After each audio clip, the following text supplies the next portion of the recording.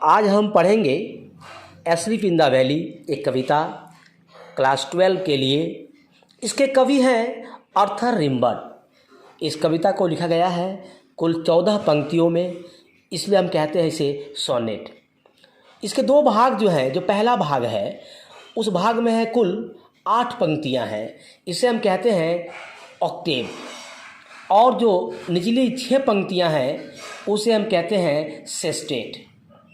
तो शुरुआत का पार्ट 1 हम पढ़ेंगे और इसके अर्थ को भी बताएंगे। A small green valley where a slow stream flows. Small green मने छोटी सी हरी भरी, वैली मने घाटी, स्लो मने धीरे या आहिस्ता, स्ट्रीम मने छोटी नदी, फ्लोस का मने बहना। एक छोटी नदी घाटी में आहिस्ता आहिस्ता बहती है। पंक्ति number 2, and lips long strands of silver on the bright. Lips मने छोड़ जाना, लॉन्ग मने लंबा, स्ट्रैंड ऑफ सिल्वर चांदी की तरह लंबा सा पतला या कोई धागा या रिबन की तरह, ऑन द ब्राइट उज्ज्वल, अर्थात रोशनी में, चमकदार समय में जब रोशनी पड़ती है दिन के समय में, तो यह नदी एक चांदी के फीते के समान चमकता हुआ दिखाई पड़ती है। ब्राइट ग्रास चमकदार घास, from the mountain top stream the sons.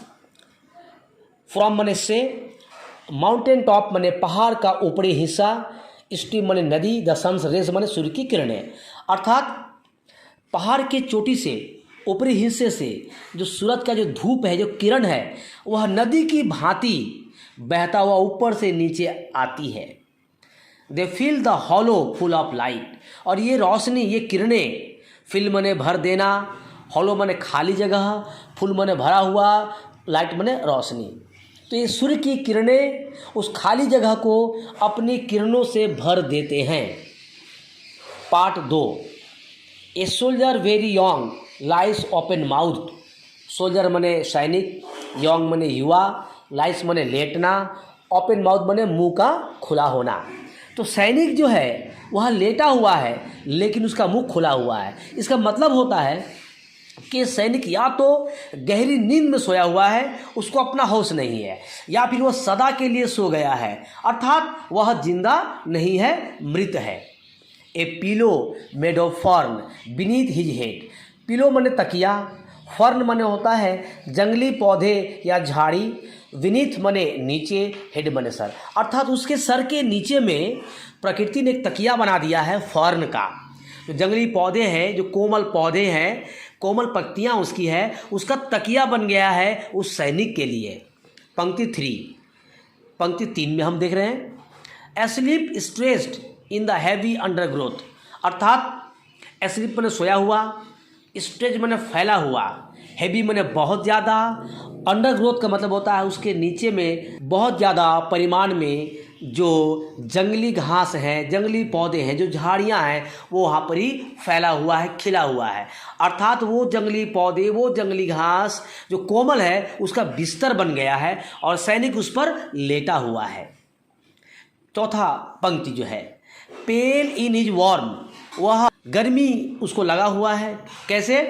क्योंकि धूप की रोशनी पड़ रही है और वह पीला पड़ चुका है।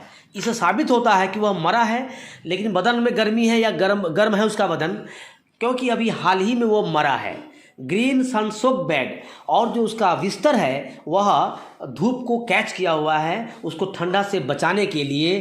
तो बिस्तर गर्म है, बदन गर्म है। यहाँ 2 अर्थ है गर्म का। एक, ठंडे से बचाने के लिए कुदरत ने गर्माहट को गर्म कैच किया है, और दूसरा लगता है कि हाल ही में वह मरा है, जिसे उसका बदन जो है गर्म है, या यह पता ना चले कि वह सच में मर चुका है। तो आज हमने पढ़ा इसकी 2 अंश को, अंश 1 और अंश 2। और आपके पास जो डाउट हो, जो क्वेश्चन हो, आप हमें लिखकर बताएंगे, हम उसका समाधान करेंगे। और बहुत जल्द इसका पार्ट 3 और पार्ट 4 आपके लिए उपलब्ध होगा।